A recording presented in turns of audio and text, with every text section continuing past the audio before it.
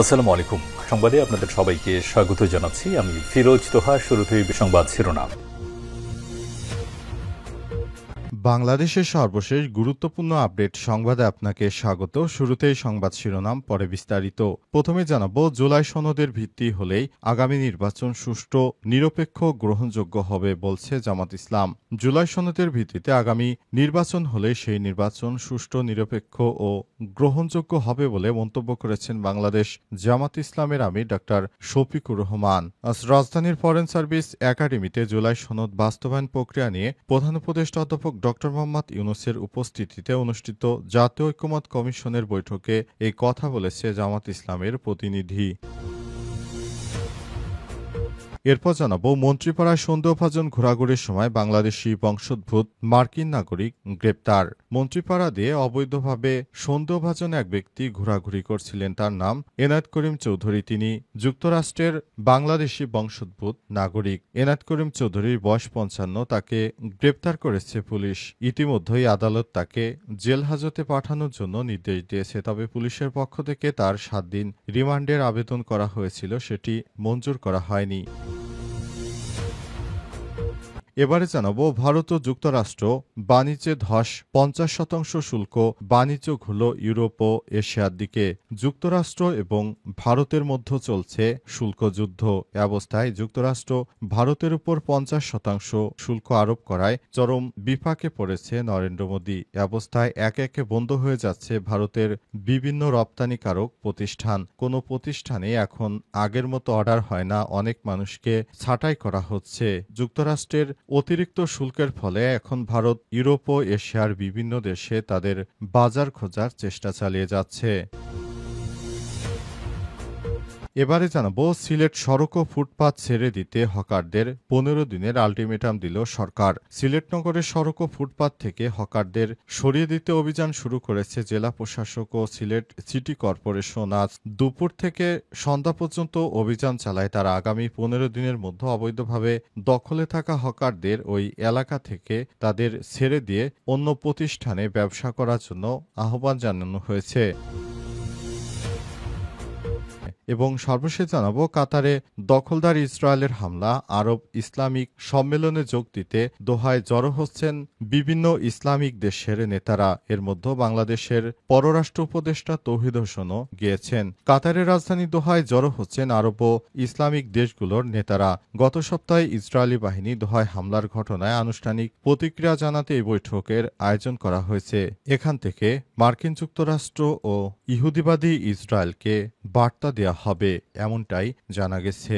এজন্য তারা সেখানে গিয়ে বিশেষ করে নানা রকম বিষয় নিয়ে আলাপ আলোচনা শুরু করতে চায়। এজন্য তারা সেখানে জড়ো হতে শুরু করেছে। প্রিয় দর্শক, এতক্ষণ শুনছিলেন সংবাদ শিরোনাম, এবারে বিস্তারিত। তবে তার আগে বন্ধুরা, অনুরোধ থাকবে সংবাদটিতে একটি লাইক দিন। এই চ্যানেলে আপনি নতুন হয়ে থাকলে আমাদের সংবাদটি দেখতে দেখতে চ্যানেলটি সাবস্ক্রাইব করে রাখুন। কমেন্ট করে বন্ধুরা আপনার মূল্যবান মতামত জানিয়ে দিন। আপনি বিশ্বের কোন দেশ থেকে বা বাংলাদেশের কোন স্থান থেকে আমাদের সংবাদটি দেখছেন এবং শুনছেন। আর বন্ধুরা, এই সংবাদটি আপনার সোশ্যাল মিডিয়া ফেসবুকে শেয়ার করে বন্ধুদেরও দেখার সুযোগ করে দিন। এবারে বিস্তারিত।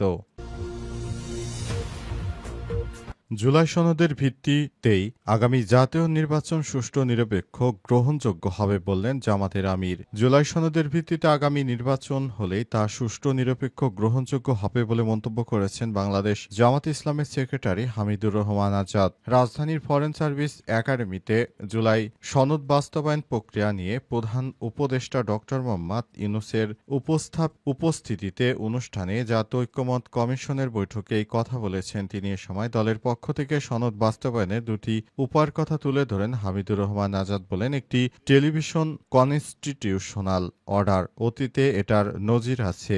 আর একটা হলো গণভোট, এটার ইতিহাসও আছে। দলগুলো একমত হতে না পারলে গণভোটের মাধ্যমে মানুষ রায় দেবে। হামিদুর রহমান আজাদ বলেন, সরকারের প্রতিশ্রুতি যেটা ছিল ১ নম্বরে সংস্কার করা। বিগত দিনে রাষ্ট্র ব্যবস্থার মধ্যে যে ধরনের ত্রুটি বিচ্যুতি, ধ্বংসস্তূপ, আবর্জনা তৈরি হয়েছিল হয়েছিল তা দূর করে বাংলাদেশকে একটি নতুন বাংলাদেশ হিসেবে গড়ে তোলার জন্য বাংলাদেশ জামাত ইসলাম নানাভাবে চেষ্টা চালিয়ে যাচ্ছে। বাংলাদেশ জামাত ইসলাম চাইছে দেশটাকে একটি সুষ্ঠু ও সুন্দর বাংলাদেশ হিসেবে গড়ে তোলার জন্য। সেজন্য অন্তর্বর্তীকালীন সরকারেরও অনেক দায়বদ্ধতা রয়েছে। বাংলাদেশটাকে সুন্দর করার জন্য অন্তর্বর্তীকালীন সরকার যেন সব রকমের প্রস্তুতি গ্রহণ করে বলেও জানান তিনি। নতুন বাংলাদেশ গড়ার জন্য সবাইকে ঐক্যবদ্ধভাবে ভবিষ্যতের দিকে এগিয়ে যেতে হবে। তা না হলে বাংলাদেশের যে কাঙ্ক্ষিত আশা নিয়ে শিক্ষার্থীরা আন্দোলন করেছিল তাদের সেই আন্দোলন ব্যর্থতায় পর্যবসিত হবে। এই আন্দোলনের মাধ্যমে গণপরিষদ নির্বাচন এবং নতুন বাংলাদেশ গড়ার জন্য এই সংবিধানকে বাতিল করে নতুন সংবিধানের অধীনে নির্বাচন চায় এখন সবাই। এই নির্বাচন দিলে দেশের মানুষের জন্য খুবই উপকারী হবে এবং নতুন বাংলাদেশ গড়তে খুবই সুবিধা হবে। মন্ত্রীপাড়ায় সন্দেহজনক ঘোরাঘুরির সময় বাংলাদেশি বংশোদ্ভূত মার্কিন নাগরিক গ্রেপ্তার। গ্রেপ্তারকৃত ব্যক্তির নাম এনায়েত করিম চৌধুরী। রাজধানী মিন্টো রোডে মন্ত্রীপাড়ায় গাড়িতে করে সন্দেহভাজনভাবে ঘোরাঘুরির সময় বাংলাদেশি বংশোদ্ভূত মার্কিন যুক্তরাষ্ট্রের নাগরিক এনায়েত করিম চৌধুরী ৫৫কে গ্রেপ্তার করা হয়েছে। পরে তাকে কারাগারে পাঠানোর আদেশ দিয়েছে ঢাকার একটি আদালত। আজ ঢাকার চিফ মেট্রোপলিটন ম্যাজিস্ট্রেট আদালতে হাজির করে পুলিশ। এরপর মামলা সুষ্ঠু তদন্তের জন্য তাকে ৭ দিনের রিমান্ডের আবেদন করেন মামলার তদন্তকারী কর্মকর্তা রমনা মডেল থানার উপপরিদর্শক আজিজুল হাকিম। এদিন ঢাকা মেট্রোপলিটন ম্যাজিস্ট্রেট আদালত থেকে তাকে এই আদেশ দেওয়া হয়েছে। জানা গেছে তিনি মন্ত্রীপাড়ায় ঘোরাঘুরি করছিলেন এবং নাশকতা করতে পারেন এমনটা মনে হচ্ছিল। তাকে দেখে সন্দেহভাজন এক ব্যক্তিকে মনে হচ্ছিল। তখন কোনো কিছু না ভেবে তখন তাকে পুলিশ ধরে নিয়ে আসে, কারণ তার চলাচলতি ছিল সন্দেহভাজন। তিনি কি করতে সেখানে এসেছেন সে বিষয়টি তার কাছে জিজ্ঞাসা করলে তিনি কোনো সদুত্তর দিতে পারেননি। হয়তো তিনি দেশে বড় ধরনের কোনো নাশকতা সৃষ্টি করতে চান, এ লক্ষ্যেই তিনি হয়তো সেখানে এসেছেন এমনটা হতে পারে। তাই এজন্য তিনি ওখানে কি করছিলেন সে বিষয়টি জানার জন্য পুলিশ তাকে ৭ দিনের রিমান্ডে পেতে চায়। তখন আদালতের পক্ষ থেকে তার রিমান্ডের ব্যাপারে এখনো কোনো সিদ্ধান্ত দেওয়া হয়নি, তবে তাকে জিজ্ঞাসাবাদ করা হবে কেন তিনি ওখানে এসেছিলেন এবং কি তার উদ্দেশ্য। ভারত ও যুক্তরাষ্ট্র বাণিজ্যে ধস, ৫০% শুল্ক বাণিজ্য ঘুরল ইউরোপ ও এশিয়ার দিকে। যুক্তরাষ্ট্রে ভারতীয় পণ্যের উপর ৫০% শুল্ক আরোপের পর ধসে পড়েছে দেশটির বিমান রপ্তানি। ফলে বাজার ঘুরে যাচ্ছে ইউরোপ ও দক্ষিণ এশিয়ার দিকে। খবর গালফ নিউজের। ওয়ার্ল্ড এসিডি মার্কেট ডেটার তথ্য অনুযায়ী অগস্টের শেষ দিকে শুল্ক কার্যকর হওয়ার প্রথম সপ্তাহে যুক্তরাষ্ট্রমুখী ভারতের বিমান রপ্তানি ১২% কমে যায়। সেপ্টেম্বরে প্রবেশের সঙ্গে সঙ্গে পতন দাঁড়ায় ১৪%। অগস্টের শুরুতে যুক্তরাষ্ট্রের ২৫% শুল্ক আরোপ করলে রপ্তানিকারকরা উদ্বিগ্ন হয়ে পড়েছেন, কিন্তু ২৭ অগস্ট তা দ্বিগুণ করে ৫০% করা হয়। শুল্ক আরোপ করলে রপ্তানিকারকরা উদ্বিগ্ন হয়ে পড়েছেন, কিন্তু ২৭ অগস্ট তা দ্বিগুণ করে ৫০% করা হয়। যুক্তরাষ্ট্র ভারতের রাশিয়া থেকে তেল আমদানি অব্যাহত রাখাকে কারণ হিসেবে দেখায়। শুল্ক কার্যকর হওয়ার আগে এক সপ্তাহে যুক্তরাষ্ট্রগামী ভারতীয় রপ্তানি ১/৩ বেড়ে যায়। কার্গো প্লেনগুলো ভরে যায় অতিরিক্ত চালানে। তবে শুল্ক কার্যকর হতে হঠাৎ অর্ডার কমে আসতে শুরু করেছে। যুক্তরাষ্ট্রমুখী পরিবহন খরচও কেজি প্রতি $৪ নিচে নেমে গেছে, যা কয়েক মাসের মধ্যে সর্বনিম্ন। গত বছরের তুলনায় ২২% কম। যুক্তরাষ্ট্র রপ্তানি করলেও ইউরোপমুখী চালান বাড়ছে। সেপ্টেম্বরে ইউরোপে ভারতীয় রপ্তানি আগের বছরের তুলনায় ৮% বেড়েছে। শ্রীলঙ্কা এ সময় যুক্তরাষ্ট্রে ১৩%-এর বেশি রপ্তানি করেছে। অন্যদিকে ভিয়েতনাম, তাইওয়ান, থাইল্যান্ডের মতো দেশগুলো গত ১০ সপ্তাহে যুক্তরাষ্ট্রে চালান প্রায় ৪০% বাড়িয়েছে। বিশেষজ্ঞদের মতে প্রায় $৪৮.২ বিলিয়ন ভারতীয় রপ্তানি বর্তমানে ৫০% শুল্কের আওতায় পড়েছে। এতে টেক্সটাইল, গয়না, কেমিক্যালস, জুতা, শিল্পসহ শ্রমনির্ভর খাতগুলো ক্ষতিগ্রস্ত হবে। মূলত আঘাত আসবে ক্ষুদ্র ও মাঝারি রপ্তানিকারকদের উপর।